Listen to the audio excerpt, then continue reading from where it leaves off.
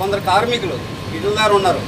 దేనికని యాజమాన్యం టెండర్లు అయిపోతున్నప్పుడు కూడా చూసుకోలేని యాజమాన్యం టెండర్లు అయిపోయి విధులదారు వాళ్ళకి 4-5 రోజులు 5 రోజులు ఉంది. ఇప్పటికీ ఆ టెండర్లు లేవు. ఆ టెండర్లు వేసారో వేయలేదు, వర్కర్లు బయట ఉన్నారు. అసలు ఆ సైట్ ఎలా నడుస్తుంది అనేది ఇక్కడ ఉన్న హెచ్ఓడి కానీ ఆ ఇంజనీరింగ్ సెల్ కానీ పట్టించుకోలేని పరిస్థితి. ఈరోజు electrical battery 1 and 2 electrical site ఆగిపోయింది. అలాగే CDC 1 and 3, 4 ఆ సైట్లో ఆగిపోయి ఈ కార్మికులు అందరూ వాళ్ళు బయట ఉన్నారు. కనీసం వాళ్ళ జీతాలు కూడా కల్పించలేదు యాజమాన్యం. వాళ్ళకి ఎక్స్పోర్ట్ బిల్ పెట్టమని చెప్పి నోట్లు కూడా ఇచ్చాం, అవి కూడా చెల్లించలేని ఏట్లా ఈ యాజమాన్యం అన్నారు. నిన్నే మేనేజ్మెంట్ మన దగ్గరికి కేంద్రం నుంచి స్టీల్ మినిస్టర్ కుమారస్వామి గారు హెచ్డి కుమారస్వామి గారు వచ్చారు. వచ్చి పర్యటించి ఏం చెప్పారు, 45 రోజుల్లో మీ సమస్య నేను పరిష్కారం చేస్తాను, మీది అమ్మమ్మ అని చెప్పాడు. సంతోషం అని అందరం కూడా ఆనందపడ్డాం. కేంద్రం నుంచి కేంద్రంలో కొత్త ప్రభుత్వం వచ్చింది. ఆ ప్రభుత్వం మన రాష్ట్రంలో ఉన్న టీడీపీ ప్రభుత్వం మద్దతుతో ఏర్పడింది. ఖచ్చితంగా మన సమస్య పరిష్కారం అయిపోద్ది. మనకు సొంత గనులు వస్తాయి, లేకపోతే శైలిలో కలుపుతారు. ఏదైనా మనం ఆర్థికంగా బయటపడి మనం బతకగలిగే పరిస్థితి వచ్చిందని చెప్పని మనం ఆనందపడ్డాం. కానీ ఈ రోజుకి రేపు 10వ తారీఖు 30 రోజులు అయిపోయింది. కానీ నిన్న ఒక ప్రకటన వచ్చింది, మీరు చూసారో లేదో. అధికారులు ఒక ప్రకటన చేశారు, స్టీల్ ప్లాంట్ ప్రైవేటీకరణ ప్రక్రియ వేగవంతం అవుతుంది, వేగవంతం చేస్తామని చెప్పిన ఒక అధికారి ప్రకటించాడు. మరి ఏమిటి, మంత్రి ఎక్కువ, మంత్రి దగ్గర పనిచేస్తున్న అధికారులు ఎక్కువ, మంత్రే ఎక్కువ కదా. మరి మంత్రి ఆ మాట చెప్పినప్పుడు నువ్వు ఈ మాట ఎందుకు చెప్తున్నావు అని చెప్పని మనం అడుగుతా ఉన్నాం. అలాగే మన నాయకులందరూ కలిపెళ్ళి మొన్ననే చంద్రబాబు నాయుడు గారిని కలిశారు. చంద్రబాబు నాయుడు గారు ఏం చెప్పారు, మనం అడిగాం, ఇప్పుడు స్టీల్ ప్లాంట్ పరిస్థితి బాగాలేదండి, మీరు జోక్యం చేసుకోండి అని అంటే, మీ కార్మికులందరూ బాగా కష్టపడి పనిచేసి స్టీల్ ప్లాంట్ని లాభాల్లోకి తీసుకురండి, నేను ప్రైవేటీకరణ కాకుండా కాపాడుతానని చెప్పని చంద్రబాబు నాయుడు చెప్పాడు. ఇప్పుడు పరిస్థితి ఎలా ఉందంటే, అది అనారోగ్యంతో మనసు మీద ఉన్న వ్యక్తిని నువ్వు రన్నింగ్ రేస్లో పాల్గొని గోల్డ్ మెడల్ తీసుకురా, నీకు మంచి ఆహారం పెడతాను, నీకు బాగా రివార్డ్ ఇస్తానని చెప్పినట్టుగా ఉంది.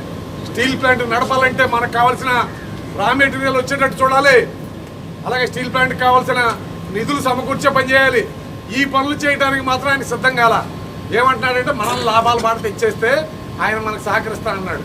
స్టీల్ ప్లాంట్ లాభాల బాటలోకి వస్తే నువ్వు చేసేది ఏంటని అడుగుతున్నాం మనం. నువ్వేం చేయక్కర్లా, లాభాల బాటలో రావడం కోసం నువ్వు చేయాల్సిన పని ఒకటి ఉంది. స్టీల్ ప్లాంట్కి సొంత గనులు కేటాయించు, నిర్వహణ కోసం నిధులు కేటాయించేటట్టుగా ఈ 2 పనుల మీద నువ్వు కేంద్ర ప్రభుత్వం మాట్లాడమని చెప్పని మన నాయకులందరూ చెప్పారు. నేను సరైన టైంలో సరిగా నేను జోక్యం చేసుకొని మీ సమస్య పరిష్కారానికి కృషి చేస్తానని చెప్పాడు. ఇదే సరైన టైం రా బాబు. నీళ్ళల్లో మేము మునిగిపోయి ఉన్నాం, అంతకుముందు పేకల దాకా వచ్చింది అనుకునేవాళ్ళం. కానీ ఇప్పుడు స్టీల్ ప్లాంట్ మునిగిపోయి ఉంది. ఇది బయటపడిద్దా లేకపోతే ఇంకా కూలిపోయి పూర్తిగా మూతపడిద్దా అనే పరిస్థితి ఈ రోజున నీళ్ళల్లో మునిగి బయటకు వచ్చిద్దా, లేకపోతే సమయం వచ్చిద్దా, లేకపోతే బతికొచ్చి బయట ఆక్సిజన్ తీసుకుంటుందా అని చెప్పని చెప్పలేని స్థితిలో మనం ఉన్నాం. ఈ సమయం ఖచ్చితంగా మీరు జోక్యం చేసుకోవాల్సిన పరిస్థితి ఉంది. రాష్ట్ర ప్రభుత్వం వెంటనే జోక్యం చేసుకొని బీజేపీ మీద ఒత్తిడి పెట్టి ఈ సమస్య పరిష్కారానికి మీరు కూడా చర్యలు చేపడితే మా బతుకులు బాగుపడతాయి, మేము మా జీవనం కొనసాగించగలుగుతాం, మా పిల్లల చదువు చదివించగలుగుతాం. లేకపోతే అనేక మంది నిర్వాసితులు ఇక్కడ చల్లాచెదురయ్యే పరిస్థితి ఉంటుంది.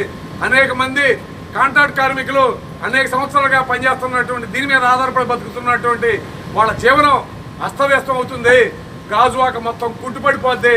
కాబట్టి వీటన్నిటిని దృష్టిలో పెట్టుకొని వెంటనే కేంద్ర ప్రభుత్వం, రాష్ట్ర ప్రభుత్వం కూడా మన సమస్య పరిష్కారం చేయాలని చెప్పని మనం పోరాడాలి. అలాగే చివరిగా ఒక విషయం చెప్తున్నాను, మనమేమో ఇబ్బందులు పడుతున్నాం ఆర్థికంగా, ఇదే అవకాశం అని చెప్పని ఉన్నతాధికారులు అవినీతికి పాల్పడతా ఉన్నారు. కొంతమంది హెచ్ఓడీలు అవినీతికి పాల్పడతా ఉన్నారు.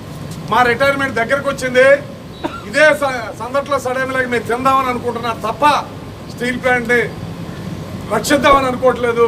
రక్షిద్దామని పనిచేసే వాళ్ళందరూ కూడా ధన్యవాదాలు. వాళ్ళందరూ కూడా మనకు పనిచేస్తూ ఉన్నారు, సంతోషం. కానీ కొద్దిమంది అధికారులు ఎవరైతే తింటున్నారో వాళ్ళకు కూడా మేము చెప్పాల్సుకుంది ఒకటే, గతంలో కూడా ఇలాగ తిని అధికారులు వెళ్ళిన తర్వాత వాళ్ళ మీద లెటర్లు పెట్టి వాళ్ళకి ఫుల్ అండ్ ఫైనల్ రాకుండా కేసులు పెట్టించిన పరిస్థితి ఉంది. మీకు కూడా అదే గతి పట్టిస్తాం, మీ మీద కంప్లైంట్లు ఇస్తాం, కేసులు పెట్టేస్తాం, మీకు రిటైర్మెంట్ డబ్బులు తీసుకోకుండా చేస్తాం. ఆ పరిస్థితికి మీరు ఎదుర్కొంటారా లేకపోతే తినడం మానేస్తారా మీరే తేల్చుకోవాలని చెప్పని కూడా ఈ సందర్భంగా డిమాండ్ చేస్తూ ఉన్నాను.